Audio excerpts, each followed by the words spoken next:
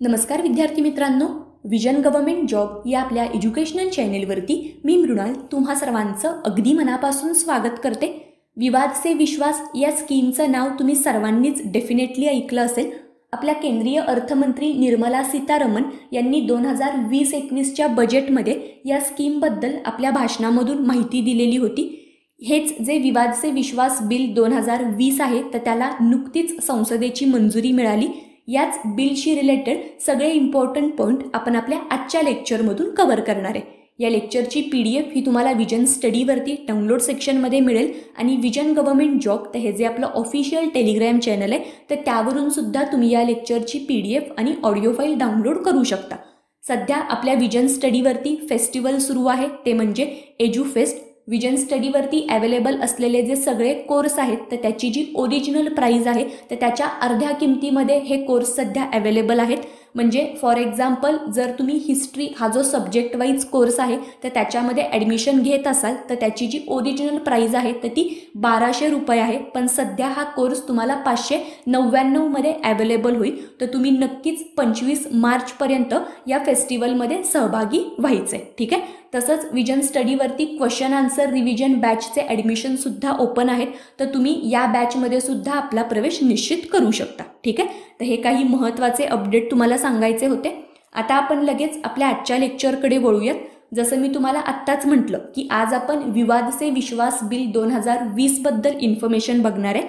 आता या बिलशी रिलेटेड आयोग आपल्याला कशा पद्धतीने प्रश्न विचारेल तर असाच एक प्रश्न इथे तुम्हाला दिलेला आहे। प्रश्नामध्ये 3 विधानं दिलेत आणि त्यापैकी बिनचूक नसलेली विधानं किंवा विधाने कोणती आहेत तर हे आपल्याला सांगायचे। अविधान आहे विवाद से विश्वास बिल 2020 हे वित्तीय विधेयक असून 13 मार्च 2020 ला त्यास संसदेची मंजुरी मिळाली। ब विधान आहे करदात्यांनी 30 जून पर्यंत विवादित रक्कम जमा केल्यास कोणताही दंड व व्याज आकारलं जाणार नाही। आणि क विधान आहे विवाद से विश्वास स्कीमची घोषणा अर्थसंकल्प 2021 मध्ये करण्यात आली होती। ओके, या प्रश्नाचा आन्सर तुम्ही कमेंट सेक्शनमध्ये मेन्शन करायचा आहे। आता आपण लगेच आपल्या आजच्या लेक्चरमधला जो पहिला महत्त्वाचा पॉइंट आहे तो बघू। तो म्हणजे की विवाद से विश्वास ही जी स्कीम आहे तर त्याची घोषणा अर्थसंकल्प 2021 मध्ये आपल्या अर्थमंत्री निर्मला सीतारामन यांनी केलेली होती। आणि हे जे बिल आहे तर या बिलाला लोकसभेमध्ये 4 मार्च 2020 ला मंजुरी मिळाली आणि 13 मार्च 2020 ला या बिलाला संसदेची मंजुरी मिळाली। ओके, तर लोकसभेमध्ये हे बिल कधी पास झालं आणि संसदेची मंजुरी कधी मिळाली तर या तारखा तुम्हाला माहिती असाव्यात। ओके, आता हे जे विधेयक आहे तर त्याचं मुख्य उद्दिष्ट काय आहे तर ते सुद्धा आपण बघूया। एक महत्त्वाचा पॉइंट तुम्ही आत्ताच लक्षात ठेवा ते म्हणजे विवाद से विश्वास बिल तर हे डायरेक्ट टॅक्सशी रिलेटेड आहे। प्रत्यक्ष करासंबंधीमध्ये जे प्रलंबित असलेले विवाद आहेत तर ते सोडवणं तर हे या विधेयकाचं महत्त्वाचं उद्दिष्ट आहे। ओके, कारण आपल्या देशामध्ये बऱ्याचशा करदात्यांनी आपला जो कर आहे तर तो सरकारला जमा केलेला नाहीये किंवा काही केसेसमध्ये बऱ्याचशा पेनल्टी किंवा जे व्याज आहे तर ते आकारलं जात आहे। तर त्याच्यामुळे जे वाद आहेत तर ते सध्या सुप्रीम कोर्ट आणि हायकोर्टमध्ये पेंडिंग आहेत। तर त्याच्यामुळे गव्हर्नमेंटला जो टॅक्स मिळायला पाहिजे तर तो मिळत नाहीये। तर ह्या सगळ्या परिस्थितीमधून एक सुवर्णमध्य साधण्याचा प्रयत्न गव्हर्नमेंटनी केलेला आहे की जेणेकरून आत्ता गव्हर्नमेंटला काहीच रेव्हेन्यू मिळत नाहीये तर ॲटलिस्ट थोडी जी अमाऊंट आहे तर ती रेव्हेन्यू या स्वरूपामध्ये गव्हर्नमेंटला मिळेल। आणि या स्कीमचा फायदा हा गव्हर्नमेंट आणि जे करदाते आहेत तर या दोघांनाही मिळणार आहे, ठीक आहे। आपल्या देशामध्ये साधारणपणे 4.83 लाख खटले हे उच्च न्यायालय आणि सर्वोच्च न्यायालयामध्ये सध्या प्रलंबित आहेत की जे या स्कीम अंतर्गत सोडवले जातील। ओके, आता या विधेयकामधल्या ज्या महत्त्वाच्या तरतुदी आहेत तर त्या आपण व्यवस्थितपणे बघूया की कशा पद्धतीने करदात्यांना या सगळ्या गोष्टींचा फायदा मिळणार आहे, ठीक आहे। जे करदाते आहेत तर त्यांच्या ज्या विवादित रक्कम आहेत तर त्या रक्कम जर त्यांनी 31 मार्च 2020 पर्यंत जमा केल्या तर त्यावरती कोणतेही व्याज आणि दंड हा सरकारला द्यावा लागणार नाहीये। ओके, पण जी विवादित रक्कम आहे तर ती सगळी रक्कम करदात्यांनी 31 मार्च 2020 पर्यंत सरकारकडे जमा करणं हे आवश्यक आहे। ओके, तर हे जे लिमिटेशन गव्हर्नमेंटनी दिलेलं आहे तर ते तुम्ही व्यवस्थित लक्षात ठेवा। जर काही करदात्यांनी 31 मार्च ते 30 जून 2020 पर्यंत जी आपली विवादित रक्कम आहे तर ती जर सरकारला जमा केली तर त्यावरती करदात्यांना 10% ॲडिशनल जी रक्कम आहे तर ती द्यावी लागेल। तर हा पॉईंट तुम्ही व्यवस्थित लक्षात ठेवा की 31 मार्चपर्यंत जर विवादित रक्कम जमा केली तर त्यावरती कोणतंही व्याज आणि पेनल्टी द्यावी लागणार नाहीये, पण जर 31 मार्च नंतर आणि 30 जून पूर्वी जर विवादित रक्कम सरकारला जमा केली तर त्यावरती ॲडिशनल 10% जी रक्कम आहे तर ती द्यावी लागेल। ठीक आहे। त्याचप्रमाणे काही प्रकरणामध्ये करदात्यांनी जी कराची देय रक्कम आहे तर ती जमा केलेली आहे, पण त्यावरती काही कारणास्तव त्यांनी उशिरा जमा केल्यामुळे किंवा इतर काही कारणांमुळे काही दंड आणि व्याज लागलेला आहे आणि ही जी दंडाची आणि पेनल्टीची जी अमाऊंट आहे तर त्याच्यामुळे सध्या विवाद सुरू आहे। तर अशा स्थितीमध्ये 31 मार्चपर्यंत ही जी विवादित रक्कम आहे तर त्याच्या 25% भरून हा जो वाद आहे तर तो मिटवता येणार आहे। आणि त्यानंतर जर म्हणजे 31 मार्च नंतर जर ही रक्कम भरायची असेल तर त्यावेळेला 30% जी अमाऊंट आहे की जी विवादित रकमेच्या 30% आहे तर ती अमाऊंट सरकारला जमा करावी लागणार आहे। ओके, आत्तापर्यंत आपण हे जे सगळे महत्त्वाचे पॉईंट बघितले तर ते जर मी तुम्हाला एक्झाम्पल देऊन समजून सांगायचा प्रयत्न केला तर जो पहिला पॉईंट आपण बघितलेला होता तो म्हणजे की 31 मार्च ते 30 जूनपर्यंत जर आपण विवादित रक्कम जमा केली तर अधिकचे जे 10% आहेत तर ते आपल्याला द्यावे लागतील। म्हणजे फॉर एक्झाम्पल जर एखाद्या व्यक्तीची जी विवादित रक्कम आहे तर ती 5 लाख असेल तर ही जी डिस्प्यूट अमाऊंट आहे तर त्याचे 10% ॲडिशनल सरकारला जमा करावे लागतील, म्हणजे 50,000 हे ॲडिशनल जमा करावे लागतील। ओके, म्हणजे 5,50,000 तर इतकी जी अमाऊंट आहे तर ती त्या करदात्याला पे करावी लागेल। ठीक आहे।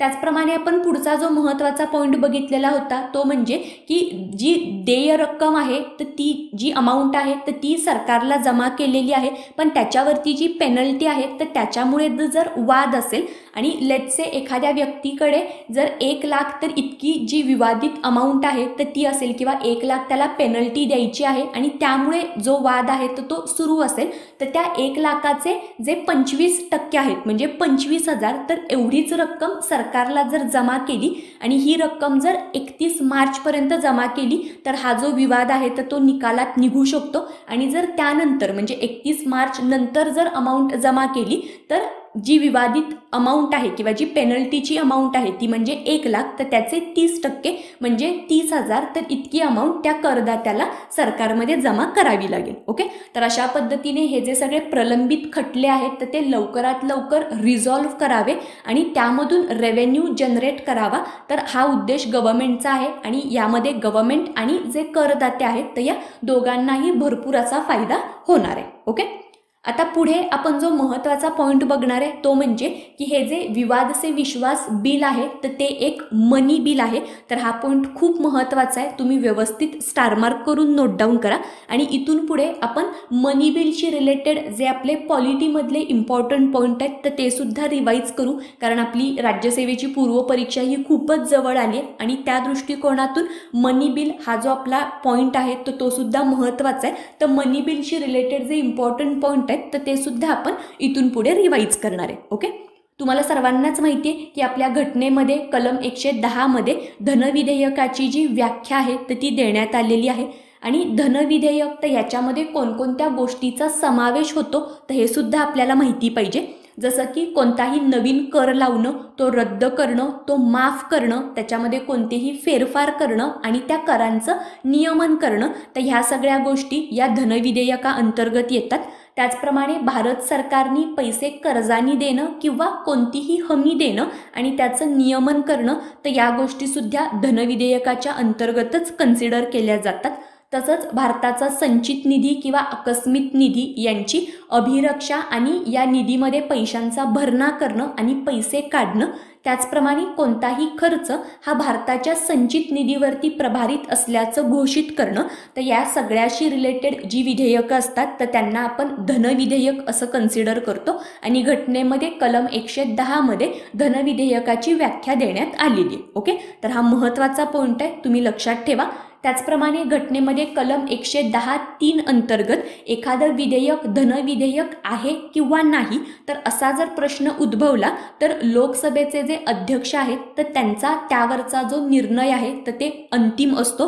हा पॉइंट सुद्धा खूप महत्त्वाचा आहे, तुम्ही व्यवस्थित लक्षात ठेवायचं आहे। आणि कलम 110(4) नुसार धनविधेयक हे राज्यसभा व राष्ट्रपतींकडे संमतीसाठी सादर करते वेळी ते धनविधेयक आहे तर असं लोकसभेच्या अध्यक्षांच्या स्वाक्षरीचं एक प्रमाणपत्र त्यावरती पृष्ठांकित केलेलं असतं। ओके, तर धनविधेयकाशी रिलेटेड ही जी महत्त्वाची कलम आहे तर ती कलम आणि त्याच्यामध्ये एक्झॅक्टली काय तरतुदी केल्यात तर हे पण तुम्हाला व्यवस्थित माहिती पाहिजे। ठीक आहे, आता पुढे आपण धनविधेयकाबद्दल काही ज्या विशेष कार्यपद्धती आहेत तर त्याच्याबद्दल इन्फॉर्मेशन बघूया।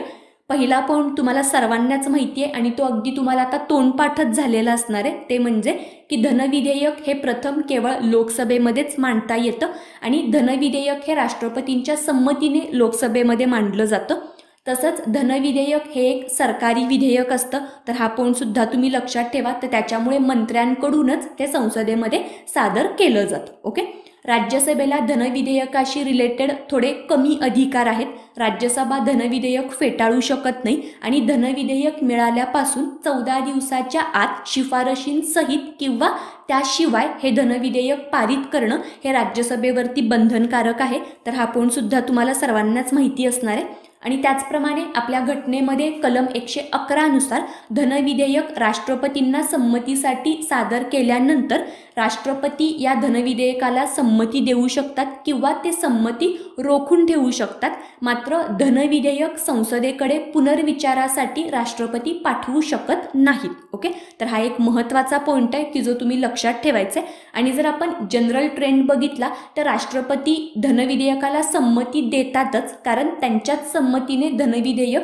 हे संसदेमध्ये सादर केलेलं असतं। ओके, तर धनविधेयकाशी रिलेटेड ही जी विशेष कार्यपद्धती आहे तर ती तुम्हाला व्यवस्थित माहिती असावी। ठीक आहे, आणि आत्तापर्यंत आपण हे जे सगळे महत्त्वाचे धनविधेयकाशी रिलेटेड पॉइंट बघितले, जी कलमं बघितली तर ती सुद्धा तुम्ही व्यवस्थित लक्षात ठेवायची। ओके, आणि विवाद से विश्वास बिल 2020 तर हे एक मनी बिल आहे, तर हा पॉइंट अजिबात विसरायचा नाहीये। ओके, आणि सुरुवातीला जो प्रश्न तुम्हाला सांगितलेला आहे तर त्याचा आन्सर सुद्धा नक्कीच कमेंट सेक्शनमध्ये मेन्शन करा। ठीक आहे, लेक्चरच्या शेवटी तुम्हाला परत एकदा रिमाइंड करून देते की विजन स्टडीवरती सध्या फेस्टिवल सुरू आहे आणि जे सब्जेक्ट वाईज कोर्स आहेत त्याचप्रमाणे क्वेश्चन आन्सर रिव्हिजन जी बॅच आहे तर तिचे ॲडमिशन ओपन आहेत। तर इंटरेस्टेड स्टुडंटनी लवकरात लवकर विजन स्टडीवरच्या या कोर्समध्ये आपला प्रवेश निश्चित करा। ठीक आहे, आणि फेस्टिवलची लास्ट डेट ही 25 मार्च आहे, तर 25 मार्च ही तारीख व्यवस्थित लक्षात ठेवायची। ठीक आहे, अशाच इम्पॉर्टंट लेक्चर सोबत आपण पुढच्या लेक्चरमध्ये भेटू। थँक्यू। आता VISIONSTUDY.in मुळे अगदी माफक दरात MPSCचा अभ्यास करणे शक्य झाले आहे। मी ॲडमिशन घेतले, तुम्हीही घ्या। अधिक माहितीसाठी VISIONSTUDY.in च्या संकेतस्थळावर भेट द्या। Please visit VISIONSTUDY.in।